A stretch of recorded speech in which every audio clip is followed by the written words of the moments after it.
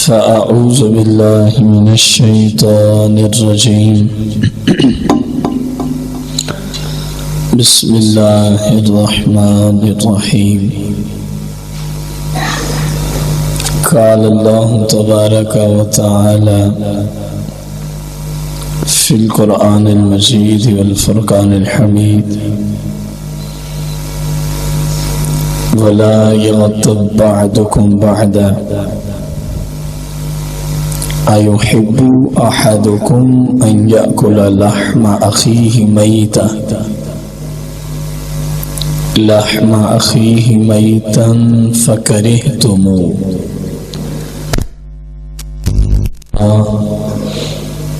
إن الله تواب رحيم.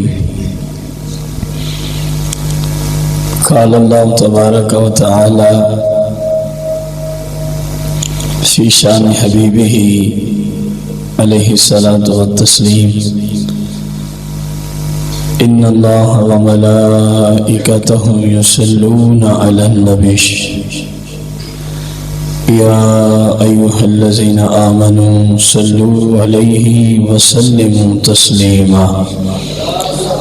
الصلاة والسلام عليك يا رسول الله، الصلاة والسلام عليك يا حبيب الله، الصلاة والسلام عليك يا شفيع المذنبين، الصلاة والسلام عليك يا رحمة للعالمين، الصلاة والسلام عليك يا سيدي يا جد الحسن والحسين. مولاي صل وسلم دائما أبدا على حبيبك خير الخلق كلهم.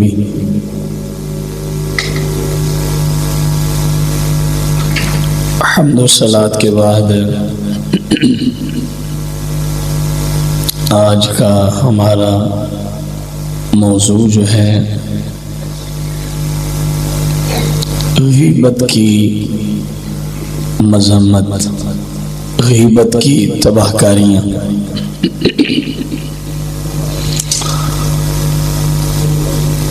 ہمارے معاشرے میں بدقسمتی سے جہاں پر عزت مسلم کے حوالے سے، احترام مسلم کے حوالے سے، مسلم کی عزت کو مجروح کرنے کے حوالے سے بہت ساری برائیاں تقریباً عام و خاص میں ہی پائی جاتی ہیں. وہیں سر فہرست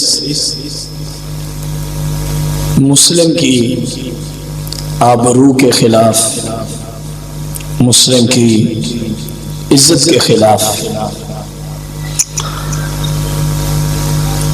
ایک مہلک ترین مرض اور بیماری غیبت بھی معاشرے میں عام ہو گئی ہے.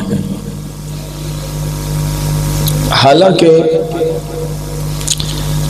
غیبت جو ہے اشد ترین گناہوں میں سے ایک گناہ ہے.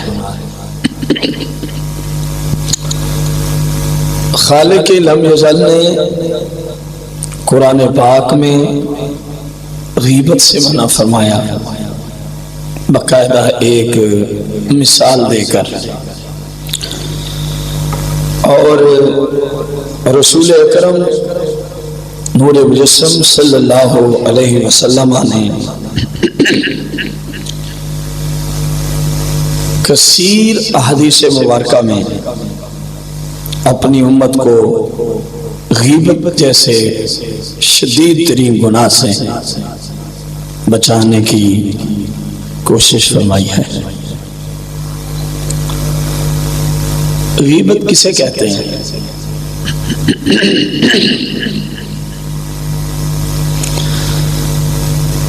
دوسرے شخص کا اس طرح ذکر کرنا کہ اگر اس کو پتہ چل جائے میرا یوں ذکر ہو رہا ہے، اس کو غیبت کہتے ہیں۔ کس صورت میں؟ جب اس کو برا بھی لگے، یعنی کسی غیر موجود شخص کا اس طرح ذکر کرنا، اگر وہ سن لے تو اس کو برا لگے، یا دوسرے الفاظ بھی ہیں، کسی غیب کا اس انداز میں ذکر کرنا کہ اس کا جو ہم ذکر کر رہے ہیں اگر وہ عین اس حالت میں آ جائے تو چپ کرنی پڑے، تو چپ کرنی پڑے، یہ غیبت ہے۔ آقا دو جہاں علیہ الصلوۃ والتسلیم سے عرض کی گئی، جو ہم کہہ رہے ہیں اگرچہ وہ اس میں پایا بھی جاتا ہو، فرمایا تبھی تو غیبت ہے، اگر نہیں پایا جاتا پھر تو بہتان ہے، پھر تو بہتان ہے۔ اب اس کی تعریف کی روشنی میں آقا دو جہاں صلی اللہ علیہ وسلم تشریف فرما ہے، ایک خاتون نہیں اپنی کسی شرعی حاجت کے لیے واپس چلی گئی، آپ نے اسلام کی بارگاہ میں ایک معزز خاتون نے عرض کی اشارہ کر کے، وہ کتنے چھوٹے قد کی عورت تھی جو ابھی مسئلہ پوچھے گئی ہے، وہ کتنے چھوٹے قد کی عورت تھی جو ابھی آپ سے مسئلہ فرمایا کہ آپ نے غیبت کی ہے، اللہ سے توبہ کرو، اللہ سے۔ اصل میں اسلام جو ہے دوسرے مسلمانوں کی آبرو جو ہے نا اس کو بڑا ہی قیمتی سمجھتا ہے، دوسرے مسلمانوں کی عزت کو بڑا ہی، لیکن ہمارے زمانے میں اکثر لوگوں کی بدقسمتی کہ اسلام نے مسلم کی عزت کو جتنا ہی قیمتی سمجھا ہے ہم نے اتنا ہی اس کو ہلکا سمجھا ہوا ہے۔ جس کے جی میں جب جہاں جس حالت میں آ جائے، جس کی چاہے بے عزتی کر کے رکھ دیں، اشد ترین کبیرہ گناہوں میں سے ہے، یہ آپ ذہن میں رکھیں۔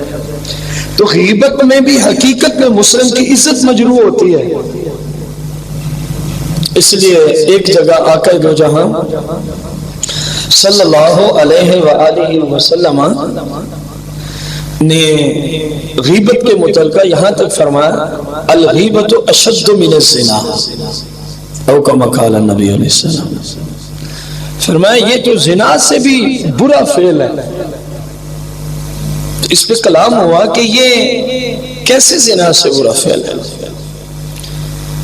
اس کی علماء نے تشریح کی کہ زنا جو بھی کرتا ہے اس کو پتہ ہے یہ کبیرہ ترین گناہ ہے، لیکن غیبت کرنے والے اکثر لوگ ایسے ہیں جو اس کو گناہ ہی نہیں سمجھتے، تو جب کبیرہ سمجھا تو آج نہ تو کل توبہ کی امید کی جا سکتی ہے، اور اس کو تو وہ اپنے خیال میں کچھ سمجھتا ہی نہیں، تو پھر اس سے توبہ نہیں کرے گا، جب توبہ نہیں ہوگی تو یہ ذمہ کھڑا ہے، اور جس سے توبہ ہوگی وہ ختم ہو گئے۔ اب قرآن مجید فرقان حمید میں 26واں پارہ ہے، سورہ الحجرات شریف ہے، اور آیت نمبر 12 ہے۔ میں انشاءاللہ کوشش کروں گا وقت ہو تو آخر پہ بھی اس کا ترجمہ لے آئیں گے تاکہ جو آخر تک دوست ہیں انہیں بھی سمجھ آئے۔ غیبت کتنا بڑا گناہ ہے، رب کا قرآن ہے، اندازہ لگائیے گا۔ اللہ کریم فرماتا ہے وَلَا يَغْتَبْ بَعْضُكُمْ بَعْضًا، ایک دوسرے کی غیبت نہ کیا کرو، ایک دوسرے کی غیبت نہ کیا کرو۔ اب غور کرنا، غیبت نہ کرو اللہ کا حکم ہے، قرآن میں ارشاد فرمایا، اور غیبت کیا ہے؟ کسی غائب شخص کا اس انداز سے ذکر کرنا کہ اگر وہ ہماری گفتگو اپنے بارے میں سن لے تو اس کو بری لگے، اس کو مثلا میں ایک دو مثال دوں گا۔ فرض کیا کوئی اسلم نامی شخص ہے، کوئی ہے، آپ میں کوئی بیٹھا تو ناراض نہ ہو جائے، کوئی اسلام نامی شخص، میں اور مقبول احمد نسائی ہم کسی جگہ بیٹھے ہیں، تو مقبول بھائی نے مجھے کہا جی اسلم جو ہے وہ تہجد گزار ہے، اسلم جو ہے قرآن پاک کی تلاوت بھی کرتا ہے، اسلم بھائی جو ہے وہ رمضان کے پورے، سچ بتانا اگر عین اسی حالت میں اسلم اوپر آ جائے تو مقبول بھائی کو یا مجھے کوئی پریشانی ہوگی؟ نہیں ہوگی، کیونکہ ہم اس کا اچھا ذکر کر رہے ہیں۔ اور اگر میں مقبول بھائی کو کہوں وہ جو اسلام نامی بنتا، یہ غیر معلوم اسلام نامی ہے جس کو ہم یہاں رکھے ہوئے ہیں، اس میں نہ فلاں برائی بھی ہے، اس میں فلاں برائی بھی، اس میں فلاں برائی بھی، این اس حالت میں وہ بندہ آ جائے تو ہمیں کیا کرنا پڑے گا؟ یا یہی ہماری گفتگو اس تک پہنچ جائے تو اس کو کیا لگے گی؟ اب آپ کو سمجھ آ گئی ہوگی کہ مسلمان بھائی کا غیر موجودگی میں جب بھی ذکر کرو یوں کرو کہ اس کی کوئی نہ کوئی صفت بیان کی جائے، اس کی کوئی اچھائی بیان کی جائے، اس کے خلاف گفتگو اگر ہوئی تو پھر یا تو اس میں ہوگی یا نہیں ہوگی، ہے تو غیبت، نہیں ہے تو بہتان، نہیں ہے تو بہتان۔ اب یہاں پر مفتی کی بارگاہ میں کسی کا عیب اس کی اصلاح کے لیے ذکر کرنا مستثنا ہوگا، کہیں کوئی دو چار بندے مل جل کے کوئی کام کر رہے ہیں جس میں ایک بندے کے اندر کوئی خلل واقع ہو گیا، اب دو تین بندے ان میں سے جو چل رہے ہیں اکٹھے بیٹھ کے اس کا حل تلاش کر رہے ہیں، اب اس حل میں لامحالہ اس چیز کا ذکر کرنا پڑے گا ورنہ تو بیٹھنے کا مقصد ہی کوئی نہیں، تو یہ ہے اس کی اصلاح کے لیے نہ کہ اس کی غیبت کے لیے، یہ چیزیں مستثنا ہوں گی، یہ چیزیں کیا ہوں گی؟ مستثنا ہوں گی۔ اب آپ اپنے اٹھنے بیٹھنے اور جہاں بھی آج 3 4 5 10 مسلمان بیٹھے ہیں ان کی گفتگو کا معیار دیکھ لیں غیبت کی روشنی میں،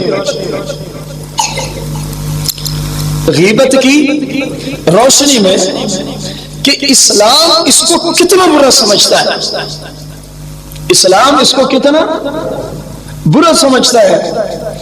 اللہ کریم نے قرآن میں فرمایا وَلَا يَغْتَبْ بَعْضُكُمْ بَعْضًا، تم میں سے کوئی ایک دوسرے کی غیبت ہے، یا اللہ اگر کوئی باز نہ آئے تو پھر جملے سننا قرآن کے، فرمایا حمزہ استفہام کا ہے، کیا اس کا مطلب ہوتا ہے کیا یحب پسند کرتا ہے، احدکم اے مسلمانوں تم میں سے کوئی ایک، احدکم کیا تم میں سے کوئی ایک بندہ یحب پسند کرتا ہے کس چیز کو، ان یاکل یہ کہ وہ بندہ کھائے، یہ کہ وہ بندہ کھائے، کس چیز کو کھائے؟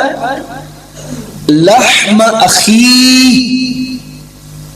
لحم کہتے ہیں گوشت کو، اخ کہتے ہیں بھائی کو، اخی ہی ضمیر اس کی طرف لوٹ رہی ہے جس نے غیبت کی ہے۔ فرمایا کیا کوئی شخص اپنے مسلمان بھائی کا گوشت کھانا تم میں سے کوئی ایک پسند کرتا ہے، اور وہ بھی کس حال میں؟ میتہ، جب وہ مسلمان بھائی مر چکا ہو، جب وہ میتہ، قرآن فرمایا جب مسلمان مر جائے ایحب احدکم ان یاکل لحم اخیہ میتہ، کیا تم میں سے کوئی ایسے شخص ہے جو اپنے مرے ہوئے بھائی کے جسم سے گوشت نوچ کے اس کو کھا جائے؟ کوئی مسلمان اس کو گوارا کر سکتا ہے؟ کوئی نہیں کرے گا، کوئی نہیں کرے گا، لیکن رب نے یہ کن کے لیے فرمایا؟ رب کا قرآن ہے یار، جس غیبت کے گناہ کو آج اتنا ہلکا جانا جا رہا ہے کہ کوئی گناہ ہی تصور نہیں ہوتا معاشرے میں. آپ ذرا غور کریں, اللہ تبارک و تعالی پہلے منع فرماتا ہے کہ تم نے کسی کی غیبت ہے, اور ساتھ ہی فرمایا کہ کیا ایحب احدکم ان یاکل لحم اخیہ میتا, کیا تم میں سے کسی کو یہ پسند ہے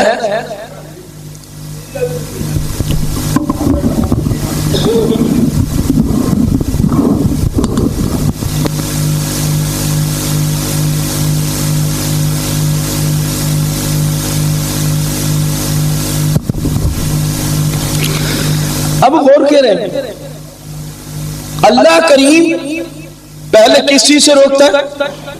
بولو نا یار, کہ کسی مسلمان کی, اور ساتھ ہی کیا فرمایا, کیا تم میں سے کوئی پسند کرتا ہے کہ اپنے مرے ہوئے بھائی کا کیا کھاؤ؟ اللہ نے خود فرمایا فَكَرِهْتُمُ, فرمایا یہ تم میں سے کوئی بھی اس کو پسند نہیں کرتا تو وَاتَّقُوا اللَّهَ, فرمایا پھر غیبت نہ کرو اور اللہ سے ڈرو, اللہ کا خوف کرو, اپنے رب کے عذاب سے ڈر جاؤ اور غیبت کے قریب. میں نے جو کچھ مجھے ناقص علم کے مطابق سمجھ آیا قرآن و حدیث کی روشنی, اس نتیجے پہ میں پہنچا اللہ کی توفیق سے کہ جو بندہ آپ کے پاس نہیں ہے نا, آپ اس کا ذکر یا تو نہ کریں, اگر کرنا ہے تو اچھائی کے ساتھ کریں, اگر کرنا ہے تو, ورنہ پھر یا غیبت ہے یا چغلی ہے یا بہتان ہے, اور یہ تینوں اشد ترین کبائر گناہوں میں شمار ہوتے ہیں, کیونکہ اللہ کریم کی بارگاہ میں وہ گناہ اتنا ہی زیادہ ہوتا ہے جس گناہ سے جتنا زیادہ کسی مسلم کی عزت خراب ہو رہی ہو. بہت سارے ہمارے اندر لوگ رہتے ہیں جن کو اس چیز کی ذرا برابر بھی پرواہ نہیں ہوتی کہ میری اس گفتگو سے کس کی کتنی بے عزتی ہو رہی ہے, میں اپنی اس گفتگو میں کس کو کس طرح بے عزت کر رہا ہوں, ذرا برابر بھی اس چیز کی پرواہ نہیں کرتے. انہیں رب سے ڈرنا چاہیے, یہ اشد ترین کبائر گناہوں میں شمار ہوتا ہے.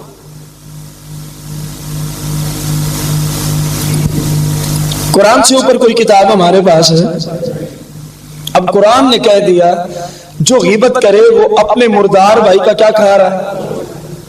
میرے خیال ہے کوئی ذرا برابر بھی 100 میں 1% بھی جس میں عقل ہونا, وہ مرے ہوئے مسلمان کا گوشت کھانا پسند ہے, لیکن روزانہ پتہ نہیں کتنی بار کھا بیٹھتا ہے. ہو رہا ہے کہ نہیں ہو رہا؟ حضور نبی کریم صلی اللہ علیہ وسلم نے ارشاد فرمایا اپنے غلاموں کو روزہ رکھو لیکن میری اجازت کے بغیر کوئی افطار نہیں کرے گا, میری اجازت کے بغیر کوئی. شام ہو گئی, جس ہستی نے روزہ رکھا, نفلی روزہ تھا, وہ بارگاہ مصطفیٰ میں آ گئے. آرڈر جو یہی ہے بھلے سورج غروب ہو جائے, انہوں نے کہا نہیں افطار ہوتا. آپ نہیں سمجھے, حالانکہ قرآن نے کہا جب سورج غروب ہو تو روزہ کیا ہو جاتا ہے. صحابہ کہتے ہیں نہیں ہوتا, کیونکہ صاحب قرآن نے کہا ہے جس کو میں اجازت نہ دوں وہ روزہ افطار نہیں کر سکتا. آج بیٹھے ہیں, لائن لگ گئی, سورج غروب ہو گیا, لائن لگی ہوئی, سرکار نے ایک کا نام لیا, آئے میرے پاس, اس کو دیکھا, فرمایا جاؤ افطار کر لو. اگلے کو فرمایا آپ بھی ہیں, ٹھیک ہے افطار کر لو. اگلے کو بلایا, آپ بھی ہیں, افطار کر لیں. ایسے حضور کی بارگاہ سے حاضری لگواتے جا رہے, حضور کے چہرے کا دیدار کرتے جا رہے, افطاری کی اجازت ملتی جا رہی. آج ان کی افطاری کا ٹائم دیدار مصطفیٰ ہے اور اذن مصطفیٰ ہے, اور اذن مصطفیٰ کریم علیہ الصلوۃ والتسلیم ہے. یہ تو روزے کی بات ہے, اگلے تو نماز ہی نہیں پڑھتے اگر حکم آ جائے. ورنہ کون سی قرآن کی آیت میں اللہ کا حکم نازل ہوا ہے کہ جب حاجی عرفات میں مغرب کا ٹائم ہو جائے، عرفات میں ہوتا ہے حاجی، تو وہاں نماز نہیں پڑھنی بلکہ مزدلفہ میں آ کے پڑھنی ہے، بھلے جو عشاء کا ٹائم ہی شروع ہو جائے۔ یہ کون سی قرآن کی آیت میں آیا ہے؟ الحمد سے لے کر والناس تک پورے قرآن میں یہ حکم کہیں بھی نظر ہے؟ اگر آتا ہے تو کہاں سے؟ دربار مصطفیٰ سے۔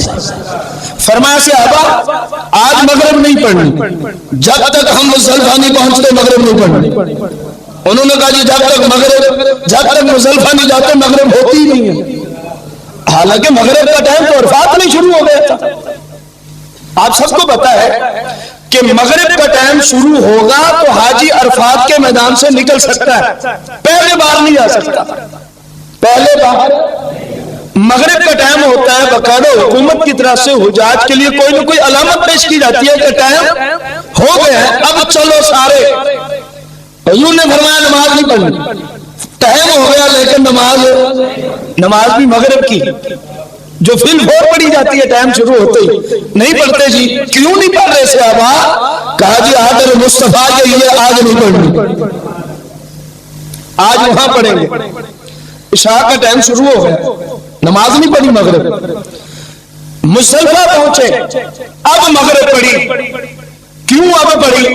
کہا جی اذن مصطفیٰ اب ملا ہے، ان کے صدقے سے قیامت تک کے ہر مسلمان کو حضور کا یہ آرڈر، بھلے اس کا یہ عقیدہ ہو یا نہ ہو کہ حضور اللہ کی اجازت سے سب کچھ کر سکتے ہیں، نہ بھی ہو تو وہاں جا کے چپ کر کے اس آرڈر کو ماننا ہی پڑتا ہے۔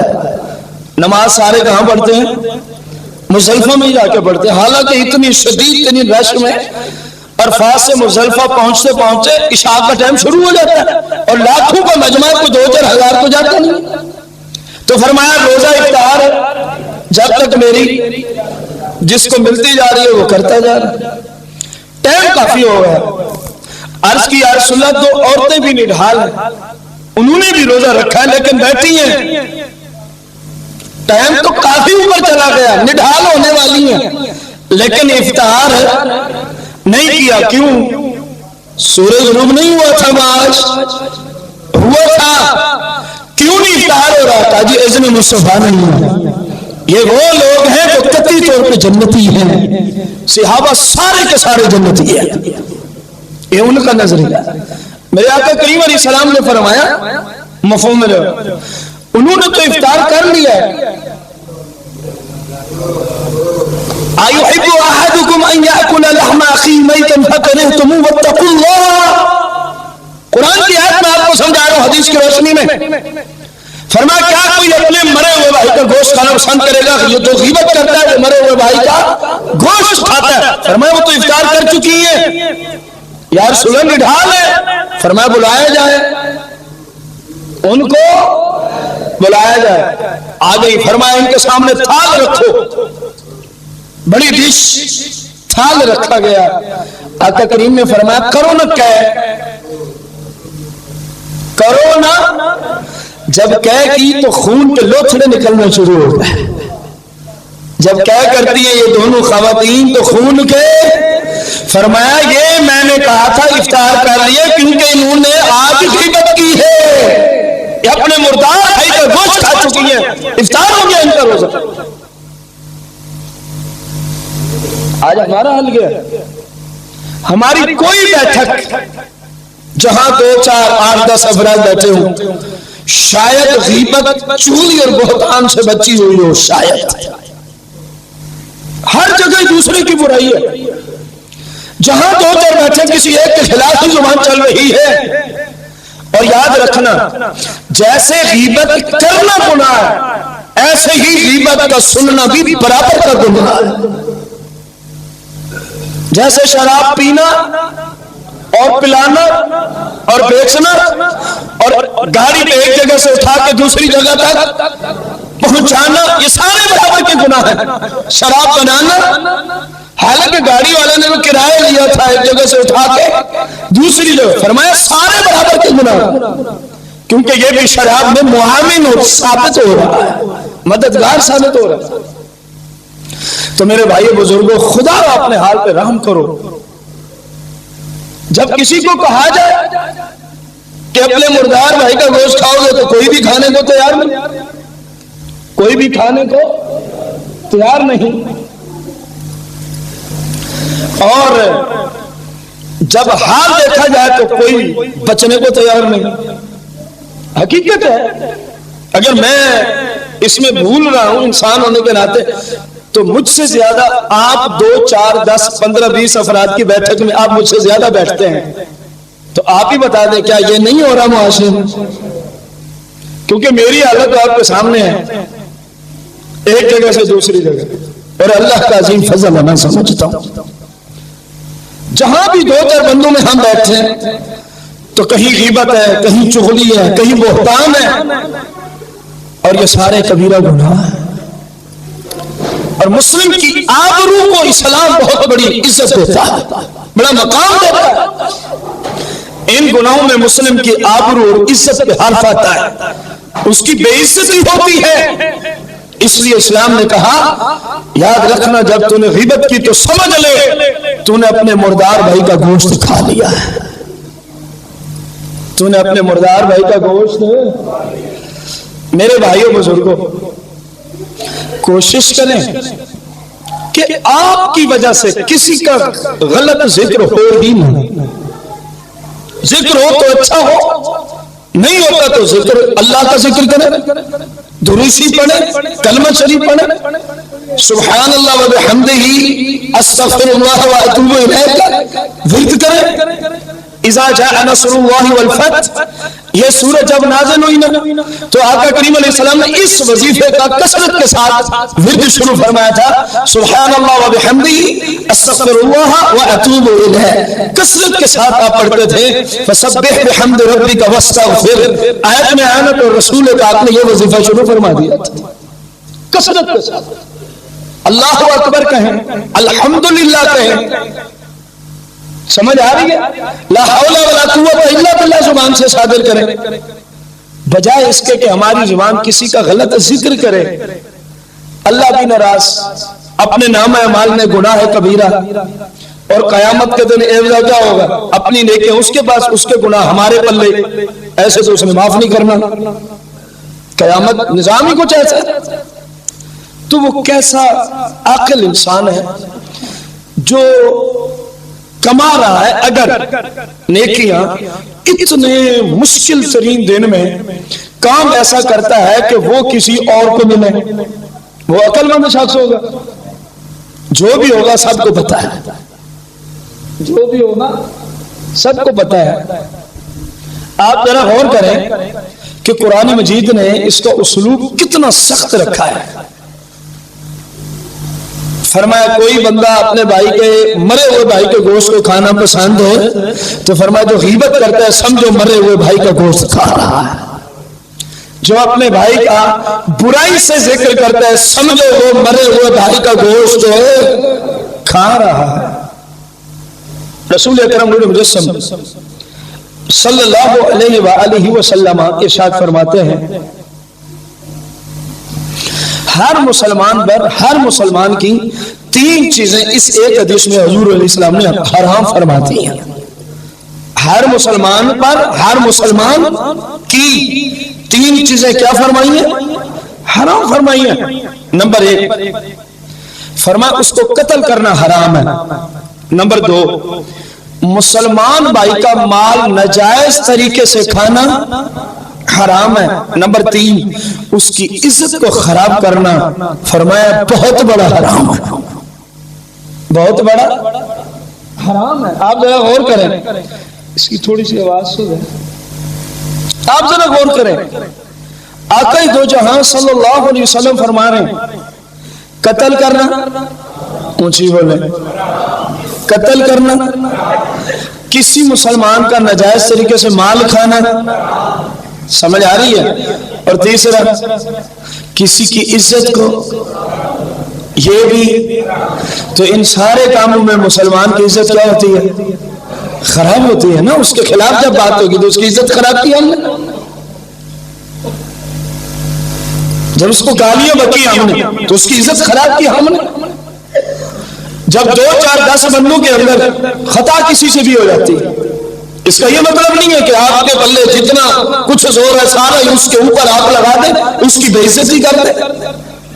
حضور صلی اللہ علیہ وسلم مدینہ شریف میں مسجد نبوی میں تشریف فرمائے، ایک دیہات کا رہنے والا شخص ہے، نیا نیا اسلام پہنچا تھا، اس کو ابھی تک مساجد کے آداب کا کوئی پتہ،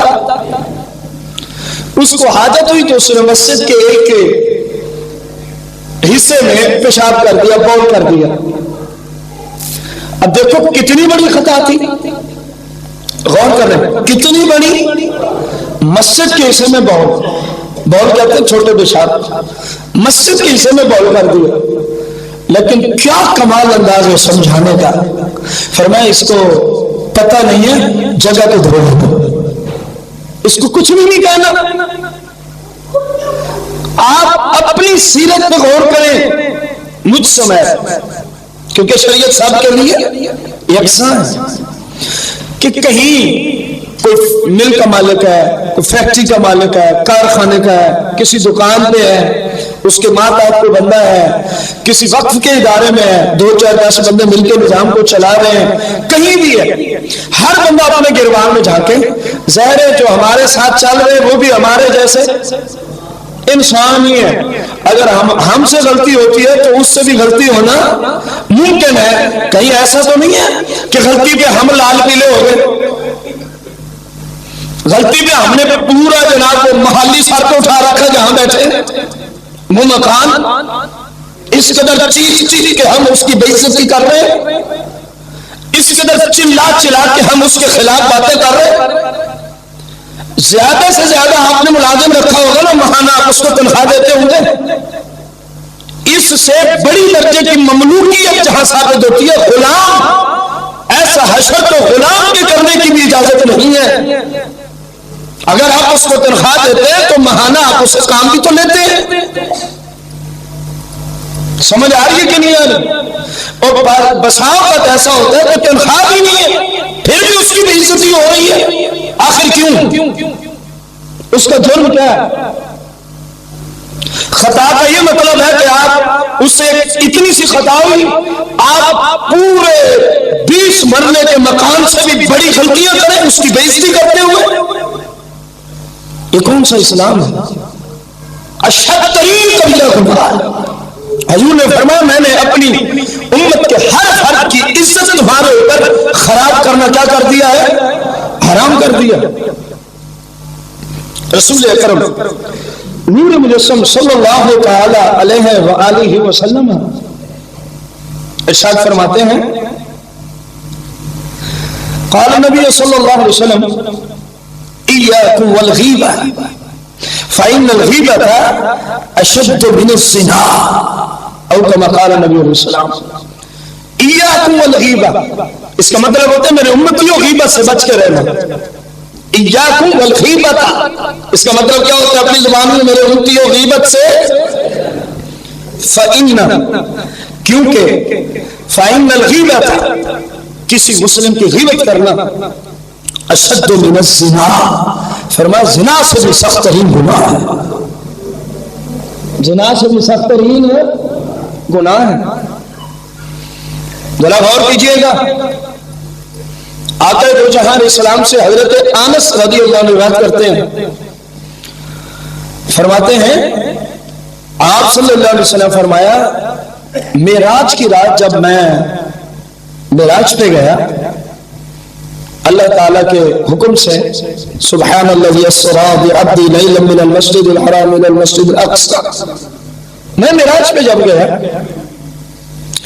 کیونکہ معراج کا ذکر قرآن میں اور صحیح بخاری مسلم میں موجود ہے، صحیح حدیث، تو معراج کا منکر بندہ مسلمان نہیں ہو سکتا۔ رسول پاک فرما رہے میں جب معراج پہ گیا، مختلف عذاب میں مبتلا لوگ آپ نے ملاحظہ فرمایا جہنم میں، فرمایا ایک طبقہ میں نے ایسا دیکھا جو اپنے ناخنوں سے اپنے چہرے کو نوچ رہے ہیں، اپنے ناخنوں سے اپنے، ان پہ یہ ایک عذاب ہے جہنم، اپنے ناخنوں سے اپنے چہرے کو نوچ رہے۔ اب حضور علیہ السلام کو تو پتہ ہی تھا یہ کیوں ہو رہا ہے، امت کو بھی بتانا تھا. تو جبریل سے پوچھا من ہؤلاء، یہ کیوں اس طرح ہو رہا ہے، ان کا گناہ کیا ہے، یہ کون ہے؟ عرض کیا رسول اللہ صلی اللہ علیہ وسلم یہ وہ لوگ ہیں آپ کی امت میں سے جو دوسرے مسلمانوں کی غیبت کیا کرتے تھے، جو دوسرے مسلمانوں کی، یہ پہلا گناہ ہے ان کا. اور دوسرا فرمایا یہ وہ لوگ ہیں جو دوسرے مسلمانوں کی عزت و آبرو کو خراب کیا کرتے تھے. جو دوسرے مسلمانوں کی عزت، یعنی ان کو بے عزت کرنا تو ان کے ہاں کوئی معنی ہی نہ لگتا تھا، کیونکہ پتہ نہیں انہوں نے اپنے آپ کو مغل اعظم سمجھ رکھا ہے یا پتہ نہیں فرعون اکبر سمجھتے ہیں اپنے آپ کو. جب چاہے جس کو چاہے جس انداز میں چاہے بے عزت کر کے رکھ دیں. حضور علیہ السلام نے فرمایا یہاں تو ممکن ہے کوئی اس طرح کرتا ہو، فرمایا یاد رکھ کے آنا میں نے پہلے ہی تمہیں آگاہ کر دیا ہے جو میرے کسی امتی کی عزت خراب کرے گا، بے عزتی کرے گا، فرمایا قیامت کے دن جہنم میں بھی جائے گا اور اپنے ناخنوں سے جو بڑے بڑے ناخن ہوں گے اپنے چہرے کو نوچتا رہے گا، جہنم کا عذاب اسے علیحدہ ہو. خدا را اپنی سیرت پہ غور کرو. اگر آپ میں کوئی جذبہ ہے، جوش ہے، وہ اللہ کی عبادت پہ صرف کرے. اگر آپ کی پاور و طاقت کو کہیں جگہ نہیں ملتی سوائے مسلمانوں کی بے عزتی کرنے کے، تو روزہ رکھیں. آپ کو کہیں مقام نہیں ملتا، طاقت اتنی زیادہ ہو گئی ہے کہ جہاں چاہے جسے چاہے جس غریب کو دیکھا. اور مزے کی بات یہ ہے اپنے نہ ہم پلہ کو چھوڑتے نہ اپنے سے فائدے کو بات کرتے ہیں.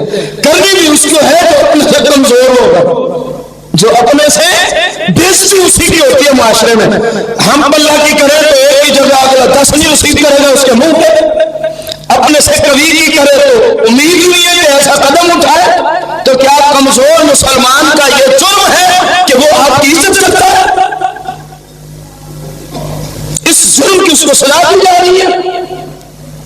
وہ حدیث رسول بھول گیا. آقا دو جہاں صلی اللہ علیہ وسلم فرماتے ہیں جس نے کمزور کے ساتھ دنیا میں زیادتی کی، قیامت کا دن ہوگا میں محمد مصطفیٰ کریم صلی اللہ علیہ وسلم اس کمزور کا وکیل بن کے اس کمزور کا کیس اپنے رب کی بارگاہ میں لڑوں گا. پھر دیکھوں گا کون ہے کہ اس ظالم کی سفارش کرتا ہے میرے رب مقابل. کمزوروں کو عام سمجھا ہوا ہے. معاشرے میں ہمیشہ کمزور کو بھی عزت کیا جاتا ہے، اس اصول کو آپ بھی جانتے ہیں. تو کمزوروں کو تاجدار ختم نبوت نے دلاسا دیا ہے، فرمایا کوئی مسئلہ نہیں، ادھر اگر کوئی کر لے گا تو قیامت کے دن میں تیرے ساتھ کھڑا ہوں. قیامت کے دن میں تیرا خود وکیل بن کے رب کی بارگاہ میں کیس پہنچاؤں گا. مالک میرے اس غریب امتی کمزور امتی کی فلاں بندے نے عزت خراب کی، فلاں نے اس کے مال پہ ڈاکہ ڈالا، فلاں نے فلاں اس کا حق مارا. مالک میں اس کا نبی تیری بارگاہ میں میرے اس امتی کو حق دلا. اب سوچے وہاں کیا ہوگا؟ یہاں جن کی طاقتوں کو کوئی جگہ نہیں ملتی سوائے مسلمانوں کے آبرو سے کھیلنے کے، سوائے مسلمانوں کو عزت کرنے کے، جن کو کوئی جگہ نہیں ملتی. سوچیں قیامت کے دن کیا ہوگا. یہ میں نہیں کہہ رہا، یہ رسول پاک کی حدیث آپ کے سامنے رکھی ہے. رسول اکرم نور مجسم صلی اللہ علیہ وآلہ وسلم ارشاد فرماتے ہیں بہت بڑی بات ہے، وقت نہیں کہ میں اس حدیث کی تفسیر ذکر کروں جو آ رہی ہے. انشاءاللہ اگلے جمعے پہ بھی یہی موضوع ہوگا، شرط صحت و زندگی. جناب انس رضی اللہ عنہ حضور علیہ السلام سے روایت کرتے ہیں آقا کریم علیہ السلام نے خطبہ ارشاد فرمایا. خطبے کا مطلب ہوتا ہے تقریر فرمائی، بیان فرمایا، لیکچر دیا. صحابہ و اہل بیت سن رہے ہیں اور سارے نبیوں کے امام بیان فرما رہے ہیں. اور آج کا موضوع تھا سود کی مذمت. اس کے ضمن میں سرکار نے غیبت کو سمجھایا. اس کے ضمن میں سرکار نے اب کیا فرمایا آقا کریم نے؟ انس بن مالک کہتے ہیں آقا کریم نے سود سے ابتدا فرمائی کہ سود یہ ہے، سود یہ ہے. بالتفصیل سود پہ ہم پیچھے کلام کر رہے ہیں، جو شروع سے چل رہے ہیں ان کو پتہ ہے کہ کتنا بڑا گناہ ہے۔ اپنی حقیقی ماں سے زنا کرنا بھی چھوٹا گناہ ہے، سود اس سے بھی بڑا گناہ ہے، یہ یاد رکھنا۔ حقیقی ماں سے زنا کرنے والا کم مجرم ہے، اگرچہ ملعون اکبر ہے، لیکن سودی کاروبار کرنے والا اس سے بھی بڑا ملعون اور مجرم ہے اللہ کی جناب میں۔ اس لیے خدا کوئی بھی آپ کام کریں، خصوصاً جب آپ کے پیسے اور کوئی کام کر رہا ہے، خدا کسی مفتی سے پہلے پوچھ لینا کہ اس انداز میں حلال ہے یا سود تو نہیں بن رہا، کیونکہ ہمیں عام لوگوں کو نہیں پتا، وہ تو ایک ہی قانون پہ بیٹھے، ہم نے کون سا فکس کیا ہے؟ فکس کرنا سود کی علامت نہیں ہے، معذرت کے ساتھ اپیل ہے۔ کئی شریعت میں ایسی آپس میں کاروبار ہیں جن میں پہلے فکس کرو تو حلال ہوتا ہے، نہ کرو تو حرام ہو جاتا ہے، جس کو بے مزارت کہتے ہیں۔ اس میں پہلے فکس کرنا ہوتا ہے، اتنا تیرا اتنا میرا۔ اب فکس کرنا سود ہوتا تو یہ حکم کیوں ہوتا؟ سود کی علامت نہیں۔ تو سود کا ذکر کیا، اس حدیث میں جو آپ نے فرمایا میں وہی ذکر کر رہا ہوں، فرمایا کہ سود کا 1 درہم کا لین دین، اور اس میں تقریباً سارے آ گئے، لکھنے والا، لکھوانے والا، دینے والا، دلوانے والا، لینے والا، اور جس کی ضمانت پہ ملا اور جس کے کہنے پہ دیا اور جو لکھ رہا ہے، سارے آ گئے، سب برابر کے شریک سے آتی حدیث۔ فرمایا 1 درہم کا سود کا لین دین 36 مرتبہ زنا سے بھی بڑا گناہ ہے۔ اور ایک بار زنا کو حضور نے یوں سمجھایا، میری طرف غور کریں، آقا کریم نے یوں انگلیوں میں مبارک انگلیاں ڈالی نورانی، اور فرمایا مومن کا ایمان اس کے دل سے یوں ملا ہوا ہوتا ہے، جب مسلمان زنا کرتا ہے تو حضور نے ہاتھ نکالا، فرمایا اس کے دل سے یوں اس کا ایمان نکل جاتا ہے۔ اور یہاں فرمایا سود کے 1 درہم کا لین دین کتنی بار زنا سے بڑا گناہ ہے؟ 36 مرتبہ۔ اور میرے آقا کریم نے فرمایا ہر سود سے بڑھ کر جرم یہ ہے کہ تو کسی میرے امتی کی عزت کو خراب کرے۔ بیٹھے آپ، تو میرے کسی امتی مسلمان بہن بھائی کی عزت خراب کرے، اس کی آبرو میں اس انداز سے کلام کرے تو اس کی عزت خراب ہو جائے۔ فرمایا یہ سود، ہر سود سے بڑا ظلم یہ ہے کہ کوئی مسلمان کسی مسلمان کی عزت خراب کرے۔ خدا را اپنے حال پہ رحم کرو، کسی کے ساتھ اونچ نیچ ہو گئی ہے، انسان ہونے کے ناطے اس سے معافی مانگ لو۔ میں بھی ایک انسان ہوں، آج تک جب سے مجھے 11واں سال ہے آپ لوگوں کے پاس یہاں اللہ کی توفیق سے دین کی خدمت کرتے ہوئے، مجھ سے کسی کی آبرو میں کسی بھی طرح کا کلام جو تصور میں آ سکتا ہو گیا ہو، میں اب سب سے اللہ کی رضا کے لیے معافی کا طلبگار ہوں۔ یہ رسمی جملے نہیں، میں حقیقت کہہ رہا ہوں۔ اگر میں نے کسی کی عزت کو خراب کیا، جس کی عزت کو خراب کرنے کو اسلام روکتا ہے، تو میں اس سے معافی کا طلبگار ہوں، میں اس سے معافی کا، کیونکہ ہر سود سے بڑا سود ہے مسلمان کی بے عزتی کرنا، مسلمان کی بے عزتی کرنا۔ اپنی سیرت پہ سوچنا، غور کرنا کہ میں کب کہاں اور کیا کیا کرتا ہوں۔ اللہ تعالی ہمیں ادھر سود، ماں سے زنا سے بڑا گناہ، 36 مرتبہ زنا سے بڑا گناہ، اور اس سے بھی بڑا گناہ کیا ہے ذرا بولے کہ آپ پہنچی، کسی مسلمان کسی مسلم کی بے عزتی کرنا، تاکہ سادہ بندوں کو سمجھ آئے، کسی مسلم کی بے عزتی کرنا ہر سود سے بڑا گناہ ہے۔ اللہ تعالی ہمیں مسلمانوں سے پیار محبت کے ساتھ رہنے کی توفیق عطا فرمائے، آمین بجاہ النبی۔